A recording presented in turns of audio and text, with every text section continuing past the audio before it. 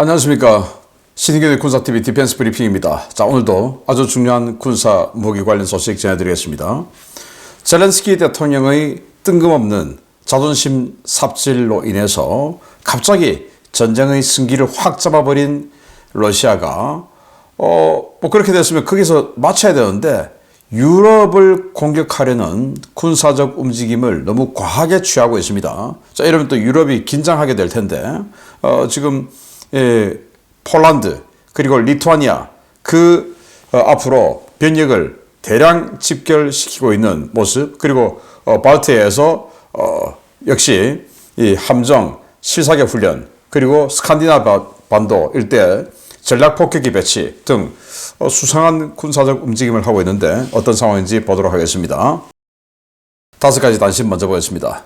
미국은 M240 기관총을 6.8mm 탄으로 사용 키트 개량을 추진한다 라는 소식에서부터 EU는 루마니아가 200억 유로 대출해서 유럽산 무기 사라 라고 압박하고 있는 모습까지 보도록 하겠습니다. 첫 번째입니다.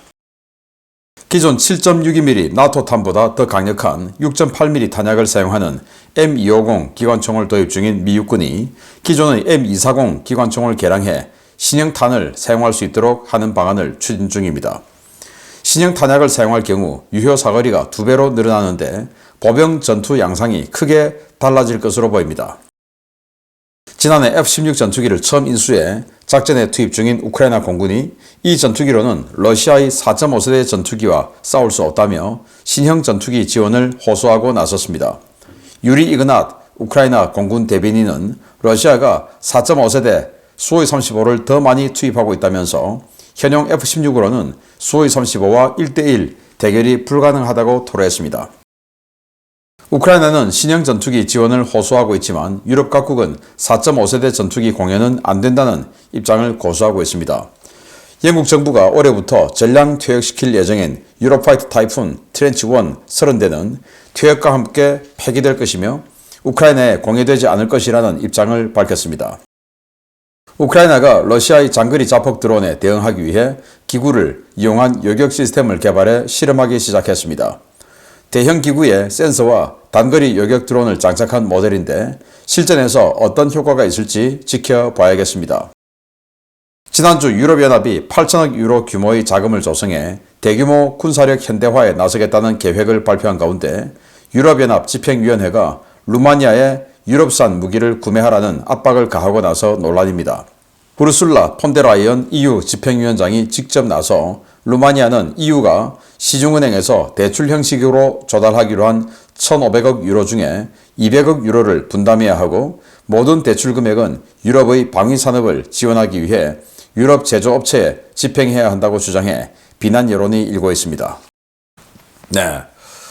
자, 여기 M240 기관총. 그리고 M60의 후속으로 미 육군이 지금까지 제식으로 썼던 기관총인데 M60의 후속이니까 당연히 7.62mm 나토탄을 쓰고 있었죠. 그런데 6.8mm 돌격소총 그리고 6.8mm 기관총을 지금 미 육군이 또 만들어서 이제 제식 채용하기 시작했습니다. 그런데 7.62mm 이 M240 탄이 더 큰데 이 유효 사거리가 800m예요. 그런데 M250 6.8mm 탄을 쓰는 M250의 유효 사거리는 1700m예요. 사거리가 2배 이상이죠. 유효 사거리가. 그래서 그러면 이걸 그 총을 다 바꿀 수는 없으니까 여기에 있는 총신, 이 총열이죠. 총열과 이 내부에 있는 어떤 그 약실 이런 것만 교체해서 6.8mm를 이 M240으로 쓸 수 있지 않을까 해서 그거 하겠다는 겁니다. 그렇게 해보니까 유효 사거리가 M250처럼 1700m는 가지 않지만 1600m. 탄이 그만큼 중요하다는 겁니다. 그래서 1600m 가면 기존의 M240보다 2배로 멀리 가는 거죠. 자, 그래서 그렇게 다 대체를 하겠다는 건데, 자, 그렇게 되면 앞으로 미 육군은 적군들보다 거의 2배 이상의 사거리에서 기관총을 퍼붓게 되는 이런 상황이 되고, 미군은 1600, 1700에서 기관총을 쏘는데 적군은 800m 안으로 들어와야 쏠 수가 있죠.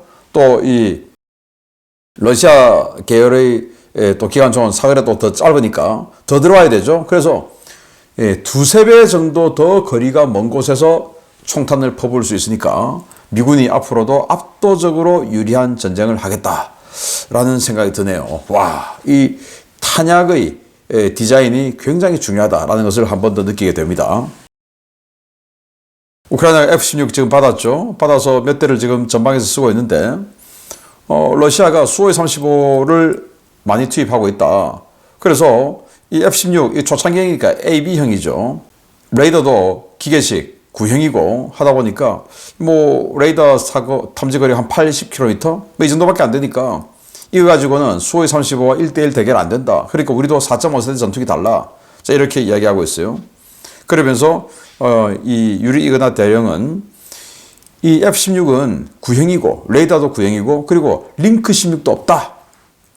이렇게 얘기했습니다. 링크 16이 없다라고 한 것은 조기 경보기 그리고 지상에 있는 관제센터와 데이터 링크를 주고받을 수 없다라는 말 아니겠습니까? 그러면 아주 이제 구식으로 무전으로 연락하고 뭐 이제 이렇게 해야 되는 거죠. 그래서 현대적인 전투를 할 수 없다라고 토로를 하고 그리고 또 수호의 35일 레이더 탐지 거리는 이거 5배다. 카탈로그 데이터상으로는 수호의 35가 한 400km 보니까 근데 실제로는 또 안 그렇죠. 어쨌든 그렇게 5배다라고 이야기하고 거기는 전자전 기능도 좋다. 자, 이렇게 이야기를 했는데 뭐 맞기는 맞아요. 그래서 신형을 달라라고 하는데 정작 그 신형 전투기가 있었던 영국 트렌치 1 이거 30대 이거 이제 지금 퇴役해야 되니까 이거 퇴役하면 우크라이나 주나 마나 그래서 계속 그 설왕설래가 있었는데 그냥 전량 다 폐기하기로 했다라는 겁니다. 우크라이나 안 준다. 이렇게 되었어요. 왜냐? 유지비도 비싸고 부품도 없고 그리고 4.5세대도 아니죠. 이 초창기형 트렌치 1은 기계식 레이더에 설계적인 오류도 좀 있고 이래서 치장도 아니고 폐기한다. 왜? 치장하면 돈 드니까. 영국이 워낙 돈이 없으니까 그냥 폐기, 해체해버린다. 아우 아까워. 네. 자, 우크라이나는 지금 드론, 러시아의 샤이드 136 자폭 드론을 요격해야 되는데 방공무기가 부족하니까 이렇게 풍선을 띄워서 기구, 그냥 비닐로 된 참 얇아요. 딱 생긴 것도. 그래서 여기다가 이렇게 드론 하나 딱 장착해서 이렇게 올려보냅니다. 그리고 센서로 저기 오고 있네 하면은 요 드론 탁 날려보내가지고 여격하고 그럼 이제 요거 하나만 장착되어 있으니까 더 이상 없죠. 그러면 이제 와이어 지금 연결되어 있으니까 당겨가지고 다시 지상에서 다시 또 드론 장착해서 또 올려보내고 이렇게 하는 방공풍선을 개발했는데 궁하면 통한다. 궁즉 통이다. 라는 것을 여실히 보여주는 것 같습니다. 뭐 대단한 효과는 없어도 일부 효과는 있을 것 같습니다. 자, 폰데라이언 폰자가 붙은 거 보니까 귀족 출신인가 봅니다. EU 집행위원장인데 EU가 지금 우크라이나 전쟁 끝나면 이제 유럽이 전쟁 위기에 처해가죠. 제가 좀 이따 또 말씀드리겠지만 그래서 EU 전체가 8천억 유로를 투입해서 군비 증강하자라고 합의를 했는데 그 중에서 1,500억 유로는 대출하자. 6,500억 유로는 각 국가가 다 분담해서 돈을 마련하고 1,500억 유로는 대출하자라고 됐는데 이 폰데라이언 집행위원장이 자, 루마니아 당신네들은 제일 전방에 있으니까 그 중에서 이 1,500억 유로 대출하는 것 중에서 200억 유로 루마니아 니들이 맡아라. 그리고 그 돈은 한국산 무기 이런 거 사지 말고 유럽산 무기를 사라. 이렇게 지금 압박을 했는데 아니 1,500억 유로 중에서 200억 유로 니들 맡아. 그거 EU가 대신 갚아주게 이것도 아니고 니들이 그거 맡아서 대출하고 그리고는 니들이 돈 갚고 그 대신 무기는 비싼 거 그리고 늦게 주는 거 유럽산 무기 독일전 무기죠. 독일전 무기 사라. 이 말인 겁니다. 이 폰데라이언은 앙겔라 메르켈이 기용한 관료입니다. 전 독일 국방장관이었고 노동부 장관, 여성부 장관이었어요. 네. 그래서 독일전 무기 사라 라는 압박을 루마니아에 하는데 최근에 루마니아, 슬로바키아 이런 접경 지역의 국가들이 한국산 무기를 사려는 움직임이 있으니까 지금 바로 그냥 태클이 들어오는 장면입니다. 그래서는 안 되죠. 자기 돈으로 자기가 알아서 쓰는데 왜 태클입니까? 자, 이런 유럽이 지금 이러한 위기에 처해 있는 모습을 볼 수 있습니다. 자, 주요 소식입니다. 트럼프 행정부가 우크라이나에 30일간의 임시 휴전을 제안하고 러시아에도 이를 수용하라는 압력을 넣고 있는 가운데 러시아군이 이상 움직임을 보이고 있습니다. 나토 최전선의 취약지역 일대의 병력 배치와 군사활동이 급증하고 있는데 이 때문에 나토, 특히 폴란드가 경계태세를 크게 강화하고 있습니다. 러시아가 3월 둘째 주부터 발트해와 칼리닝그라드, 수알키 회랑 일대의 군사활동을 크게 증가시키고 있으며 이에 따라 나토가 경계태세를 강화하고 있다고 복수의 유럽 오신트 소식통들이 3월 13일 리포트했습니다. 소식통들은 러시아가 3월 11일부터 발트해 일대에서 최소 10척 이상의 전투함을 동원한 해상훈련에 돌입했으며 이 훈련은 미사일 실사격이 포함된 고강도 훈련으로 진행되고 있다고 전했습니다. 발트 함대 주관으로 진행되는 이 훈련은 칼리닝그라드의 해안방어부대도 참가했는데요. 이들은 나토의 칼리닝그라드 침공 상황을 상정해 발과 바스티온 지대함 미사일을 가상 발사하는 시나리오도 수행했습니다. 이와 별개로 유사시 스칸디나비아 반도를 타격하는 임무를 수행하는 올레냐 공군기지에 무려 45대의 폭격기가 집결한 것이 확인됐는데요. 이 가운데 35대는 초음속 폭격기 투폴레프 22M3 백파이어 폭격기로 식별되었습니다. 폴란드 현지 라디오 방송 폴스키 라디오 역시 최근 수알키 회랑 일대에 러시아 지상군과 항공기 배치가 증가하고 있다며 이곳은 나토의 아킬레스건으로 러시아의 기습 공격이 감행될 경우 가장 취약한 위치라고 우려했습니다. 이와 관련해 디펜스 루마니아는 수알키 회랑의 폭은 65km에 불과하고 러시아가 이곳의 통제권을 장악하면 리투아니아, 라트비아, 에스토니아를 고립시켜 군수 보급을 어렵게 만들 수 있다라며 이는 나토 동맹국들에게는 악몽이라고 우려했습니다.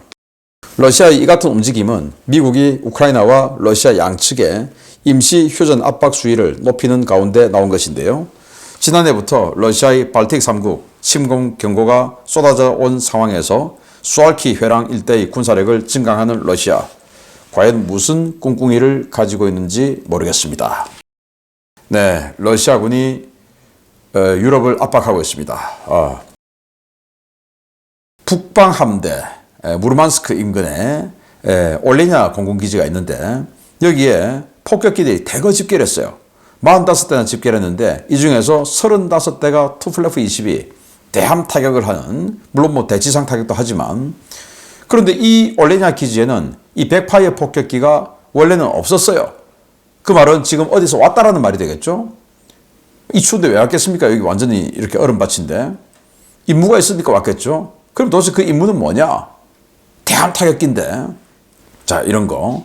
그리고 또 이 발트에서 함정 10여 척이 모여가지고 시사격 훈련하고 또 칼리닝그라드 여기 발트에 있죠.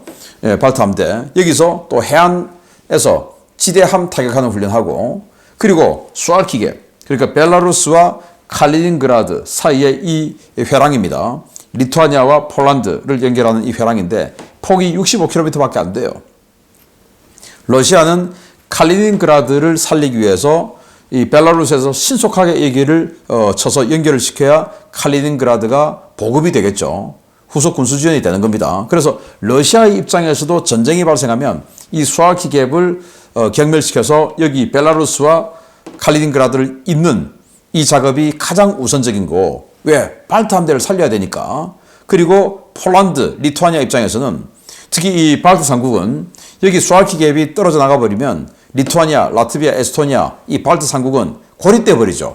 이게 폴란드로 들어온 이 보급로가 차단돼 버리니까. 그래서 이 수알키 갭은 양측의 사활적인 이런 이해관계가 있는 곳이에요. 그래서 이 수알키 갭 있는 곳에 폴란드가 16기계화 사단, 포메라니안 사단이죠. 우리 한국의 K2 전차, 그리고 K9 자주포 이런 거 사관 부대가 바로 여기 수알키 갭 앞에 배치가 되어 있습니다. 제일 센 거죠. 자, 그런데 러시아가 이 벨라루스 지역에 대규모 전력을, 육군 전력을 배치하고 있다. 왜? 그냥 뭐 일단 외견성으로 보면 수알키 갭을 돌파하는 이제 이런 모습으로 비춰지는 이런 상황이죠. 그러니까 수알키 갭, 이 핵심적인 이 지역에 러시아군이 증강되고 있고 육군이, 그리고 북방 함대 무르만스크 앞에 폭격기가 증강되고 있고 발트해에서 해상훈련이 강화되고 있고, 그리고 지금 거의 매일 지금 이 공격에서는 러시아의 전투기, 폭격기, 전자전기가 이 나토의 유럽의 방공 식별구역을 침범하고 있는 등의 도발을 하고 있다는 겁니다. 자, 이렇게 해서 군사적 긴장감이 상승하고 있는 유럽인데 이제 우크라이나 전쟁은 끝나가는 끝이 보이죠. 그게 끝나면 그 다음 긴장은 바로 이 지역이 될 거다. 폴란드와 발트 삼국, 수알키계 여기가 핵심인 겁니다. 그래서 폴란드가 지금 사활적으로 우리 한국 무기를 사는 겁니다. 자, 여기가 어떻게 될지 계속 지켜보면서 여러분들께 알려드리도록 하겠습니다. 마치겠습니다. 감사합니다.